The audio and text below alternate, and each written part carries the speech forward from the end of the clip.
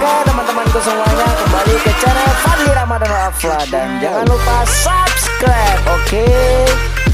Dah, iya ternyata kita ada yang lupa ya. Ternyata kita belum membicarakan tentang, buat kalian jangan lupa yang namanya share dan like. Nah itu yang paling penting. Oke langsung saja teman-temanku. Sebelumnya saya berterima kasih kepada dosen pengampu saya, yaitu Ibu Violeta Inaya Pama MPD, yang telah memberikan saya waktu untuk mempresentasikan tentang materi kita hari ini. Oke langsung saja, bismillahirrahmanirrahim. Assalamualaikum warahmatullahi wabarakatuh. Oke teman-temanku semua, jangan lupa hari ini kita harus selalu tersenyum seperti biasanya, oke? Oke, bismillahirrahmanirrahim. Langsung saja, di sini saya akan menjelaskan teknik penulisan karya ilmiah, yaitu makalah. Apa yang dimaksud makalah? Menurut KBBI, makalah merupakan tulisan resmi tentang suatu pokok yang dimaksud untuk dibacakan di muka umum dalam suatu persidangan yang sering disusun untuk diterbitkan. Dan sedangkan menurut Alek dan Haji Ahmad Hafe, makalah adalah karya ilmiah berisi uraian dari topik yang membahas suatu permasalahan yang akan disampaikan dalam seminar. Ciri-ciri masalah. Yang pertama adalah logis, kedua objektif, yang ketiga sistematis, keempat bahasa jelas, yang singkat, sederhana, teliti, yang kelima kebenaran dapat diuji. Syarat makalah yang baik. Yang pertama, memadai. Artinya makalah harus berisi informasi yang memadai dalam volume dan lengkap mengenai berbagai segi cakupan. Yang kedua, sederhana. Menggunakan bahasa yang mudah dimengerti dan sistematika yang sederhana namun jelas. Yang ketiga, jelas. Artinya, makalah harus mampu menyajikan fakta dengan bahasa tulis yang jelas, ringkas, gaya yang tepat agar pembaca cepat memahami isi makalah tersebut. Fungsi yang harus dipenuhi sebuah makalah. Yang pertama, untuk melatih penulis agar mampu menyusun karya ilmiah secara benar dan cermat. Yang kedua, memperluas wawasan keilmuan bagi penulisnya. Yang ketiga, memberikan sumbangan pemikiran baik berupa konsep teoritis maupun konsep praktis. Yang keempat, memberikan manfaat bagi perkembangan konsep keilmuan maupun pemecahan masalah. Sistematika penulisan makalah. Yang pertama, bagian awal terdiri atas A. Halaman sampul, B. Kata pengantar, C. Daftar isi, D. Daftar tabel, gambar, lampiran, lambang atau singkat jika diperlukan. 2. Bagian tengah terdiri atas A. Pendahuluan yaitu latar belakang, batasan makalah, masalah atau tujuan dan tujuan. Manfaat makalah, metode penyusunan. B. Pembahasan, kajian teoritis dan pembahasan. C. Penutup. Penutup ini terdiri dari kesimpulan dan saran. 3. Bagian akhir terdiri atas daftar rujukan. Teknik penulisan makalah. Yang pertama adalah judul. Menggambarkan isi tulisan, mencakup masalah pokok serta hal-hal yang penting yang ingin ditonjolkan, dan harus dirumuskan secara singkat dan jelas.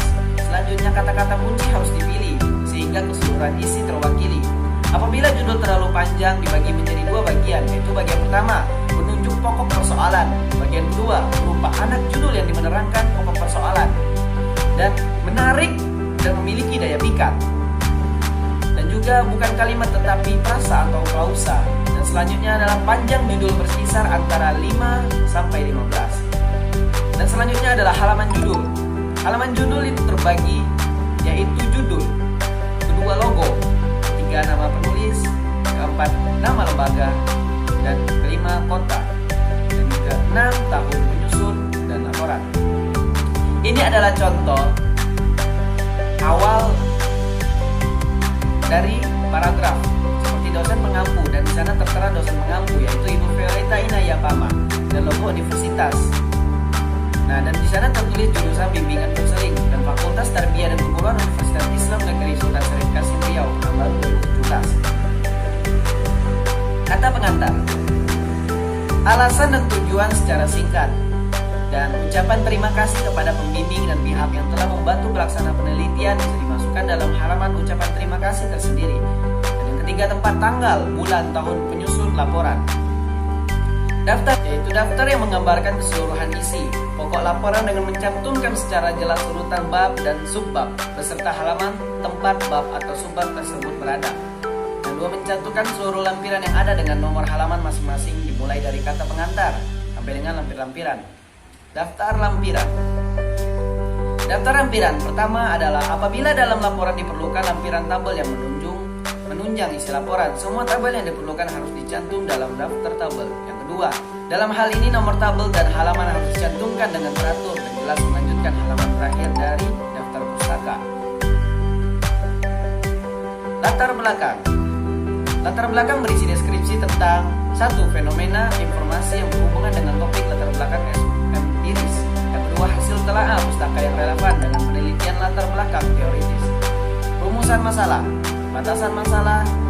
Jadi batasan masalah ini ada dua. Yang pertama, penjelasan istilah, terutama istilah dalam judul dan istilah-istilah teknis dalam makalah. Pembatasan masalah menjelaskan ke dalam ilmu dan area pembahasan. Masalah dirumuskan dalam bentuk kalimat tanya atau pertanyaan, pernyataan. Tujuan. Yang pertama adalah usaha pokok yang akan dilakukan. Yang kedua, tujuan yang ingin dicapai umum dan khusus atau tujuan ilmiah dan praktis. Yang ketiga, ungkapan tentang rencana hasil yang akan diperoleh.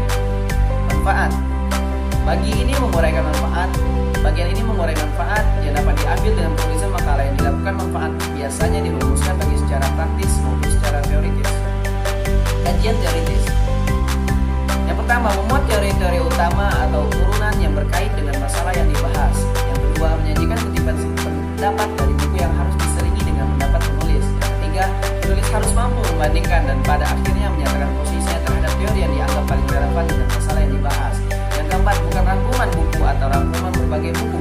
Yang kelima, penulis makalah harus benar-benar jujur untuk mencantumkan sumber kutipan. Yang keenam, tidak ada satu kalimat hasil kutipan yang tidak dicantumkan sumbernya ada dalam daftar pustaka. Pembahasan. Satu, merupakan hasil reaksi penulis makalah terhadap tujuan teoritis yang disusunnya. Yang kedua, pembahasan makalah merupakan karya penulis makalah, bukan hasil mencontek dari sumber lain. Yang ketiga, pembahasan sebuah makalah dapat berupa analisis uraian dan deskripsi atau aplikasi di atas kajian teoritis sebelum atau dapat berupa dukungan yang sangat terhadap kajian sebelumnya. Yang keempat, komposisi antara bagian kajian teoritis dengan bagian pembahasan minimal 1/2, artinya pembahasan haruslah lebih banyak daripada kajian teoritis. Kesimpulan.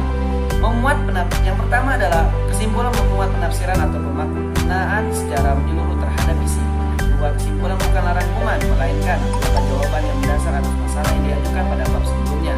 Yang ketiga, kesimpulan harus sejalan dengan masalah dan tujuan makalah yang ditetapkan. Yang keempat, teknik penulisan kesimpulan dapat dilakukan melalui dua bentuk, yakni satu, bentuk butir dan dua, bentuk esai padat. Yang saran yang pertama adalah saran merupakan bentuk tindak lanjut dari penulis makalah atas temuan yang telah dibahas sebelumnya. Yang kedua, saran harus selalu berhubungan dengan isi makalah. Yang ketiga, saran dapat ditujukan bagi para pembuat kebijakan, pengguna makalah atau kepada penulis makalah selanjutnya. Daftar pustaka. Yang pertama, daftar yang menurut beragam sumber informasi, buku, jurnal, majalah, surat kabar, makalah sebelumnya, skripsi, tesis, yang digunakan sebagai pustaka acuan dalam membuat makalah. Yang kedua, daftar pustaka ditulis secara berurutan dalam alfabetis tanpa nomor. Tiga, sumber tertulis atau tercetak yang membutuhkan tempat lebih satu baris ditulis dengan jarak antar baris satu spasi, sedangkan jarak antar sumber-sumber tertulis yang saling berurutan adalah 2 spasi. Lampiran berisi semua dokumen yang digunakan dalam menyusun makalah dan hasilnya merupakan satu kesatuan dari makalah yang disusun. Yang kedua, setiap lampiran diberi nomor urut dan judul lampiran sesuai urutan penggunaannya. Yang ketiga, lampiran harus disusun sejalan dengan urutan fungsi dalam makalah.